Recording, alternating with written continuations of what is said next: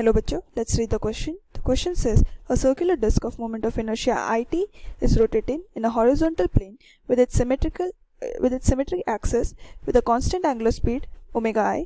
Another disk of moment of inertia ib is dropped coaxially into the rotating disk. Initially the second disk has zero angular speed. Eventually both the disks rotate with constant angular speed omega f. The energy lost by the initially rotating disk due to friction is option A half ib square divided by it plus ib into omega I square, option B half it square divided by it plus ib into omega I square, option C ib minus it divided by it plus ib into omega I square, option D half ib it divided by it plus ib into omega I square. यहाँ पे हमारा जो की concept रहेगा वो है conservation of angular momentum.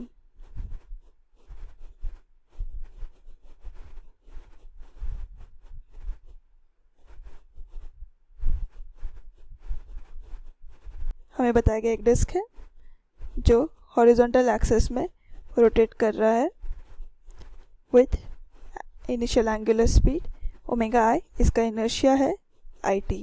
अब एक और डिस्क कोएक्सियली यहाँ पर रखा है जिसका इनिशियल एंगुलर वेलोसिटी 0 है और इसका इनर्शिया है IB. और ये दोनों अब कुछ टाइम बाद constant angular speed omega f से रोटेट कर रहे, तो इनका लॉस इन काइनेटिक एनर्जी कितना हुआ, that is change in kinetic energy कितना हुआ. तो कंजर्वेशन ऑफ एंगुलर मोमेंटम के हिसाब से initial angular momentum will be equal to final angular momentum. Initially एक ही डिस्क रोटेट कर रहा था with IT inertia and omega I angular speed, plus जो हमारा B डिस्क है उसकी एंगुलर स्पीड 0 थी. फाइनली हमारे जो T डिस्क है उसकी एंगुलर स्पीड ओमेगा f हुई, प्लस जो B डिस्क है उसकी भी एंगुलर स्पीड ओमेगा f हुई.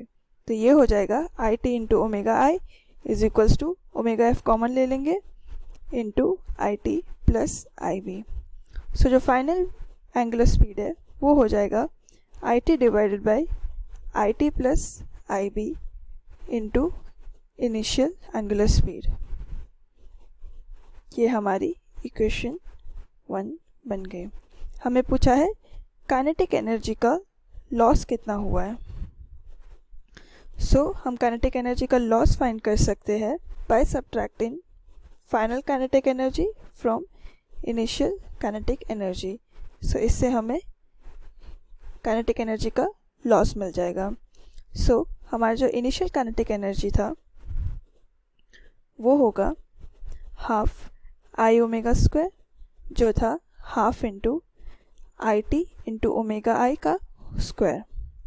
हमारा जो फाइनल काइनेटिक एनर्जी बना वो होगा हाफ इंटू IT का omega f square plus half into IB का ओमेगा f स्क्वायर.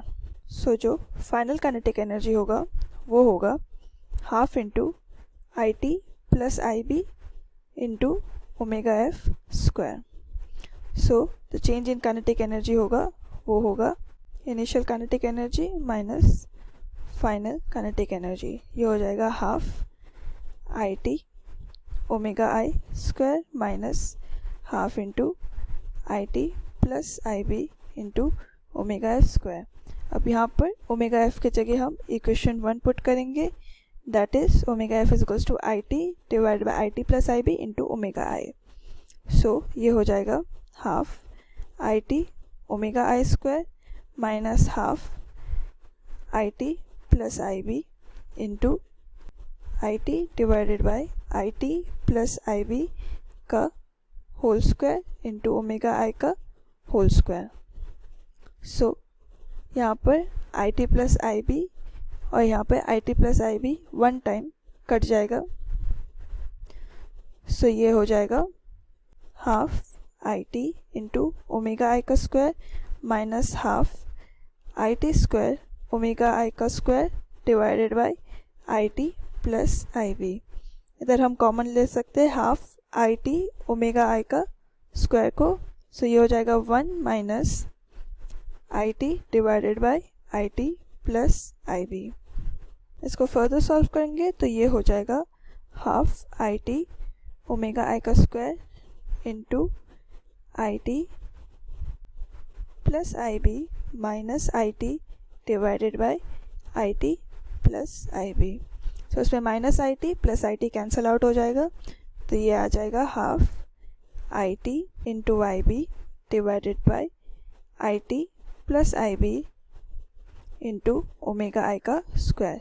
ये है हमारा लॉस इन काइनेटिक एनर्जी,